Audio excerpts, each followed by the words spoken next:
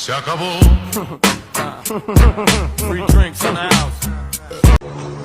A pleasant morning to everyone. We are Group 7 and the topic of discussion will be preliminary investigation. We also discuss the step-by-step procedure on how to conduct preliminary investigation, including when and where it's applicable.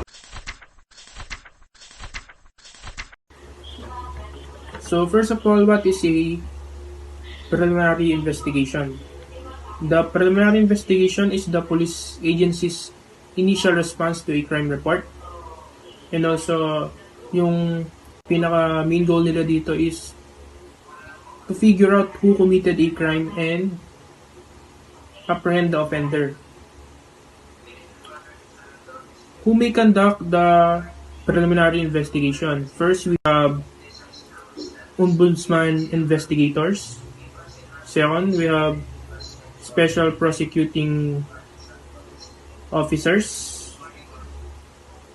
Third, we have deputized prosecutors. Fourth, investigating official authorized by the law to conduct preliminary investigations, or lawyers in the government service designated by the ombudsman. What are the purposes of preliminary investigation? Preliminary investigation is an administrative investigation undertaken by a public prosecutor to determine whether there is a probable cause to think that a crime has been committed, that the respondent is probably guilty, and that the respondent should be held for trial.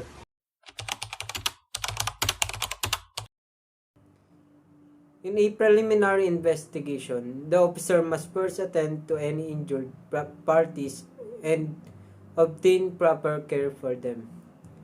This step includes checking vital signs, calling an ambulance, and working with EMTs necessary.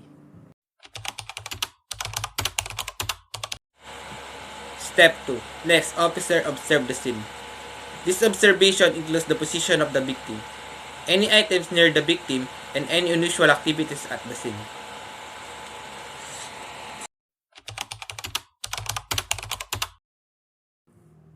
Next, the officer will make a determination that a crime was committed.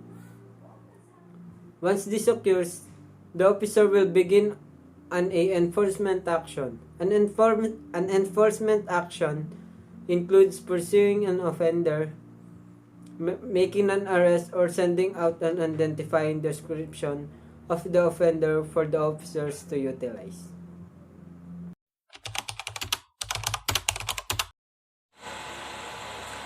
Step 4.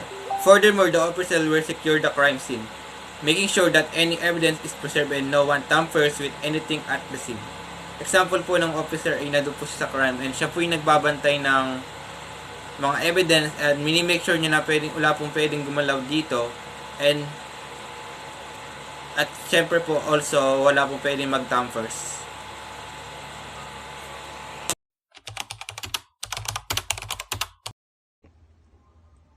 Finally, the officer compiles a report of his work.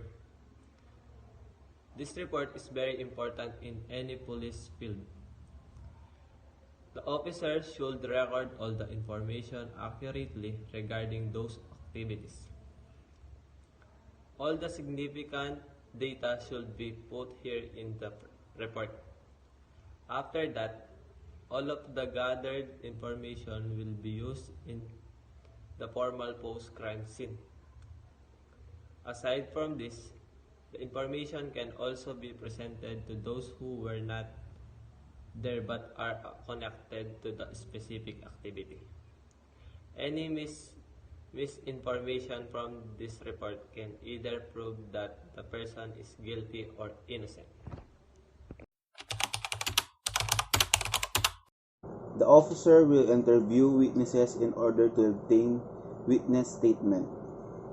Minimize distractions. The interview should ensure the physical distractions such as noise or the presence of other persons are minimized. In addition, the interviewer can encourage the witness to block out this distraction by closing his or her eyes and concentrating on the memory.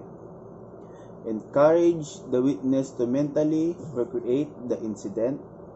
The interviewer can promote the witness's efficient recollection of the incident by instructing the witness to mentally recreate the circumstances surrounding the incident. For example, think about his or her thoughts or feelings at the time of the incident.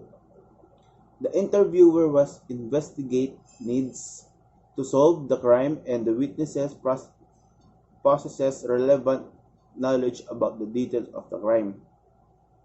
Both individuals need to communicate to each other this information, otherwise information may not be fully or effectively reported.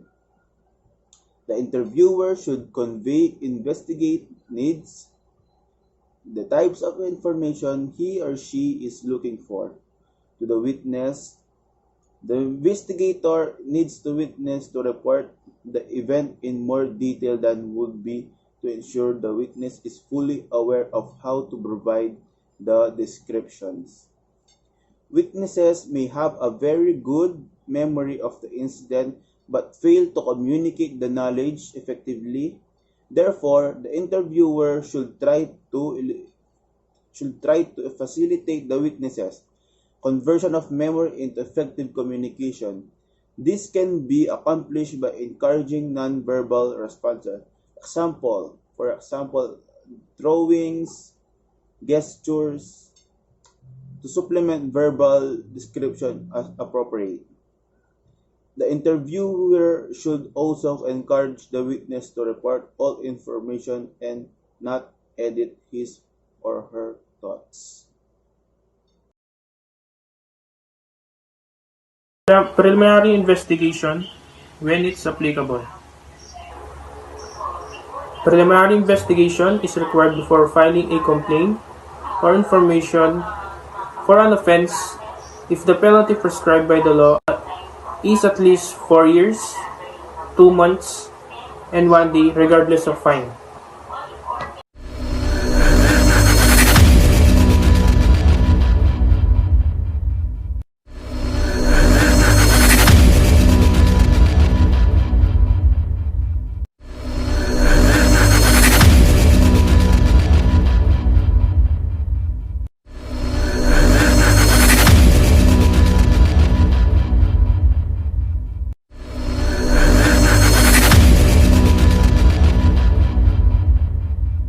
Bugoy lalangoy at kawawa aboy, namatay ka nang walang nakakaalam. Ako na ang bahala, wala na konsensya kahit pa na magmaka.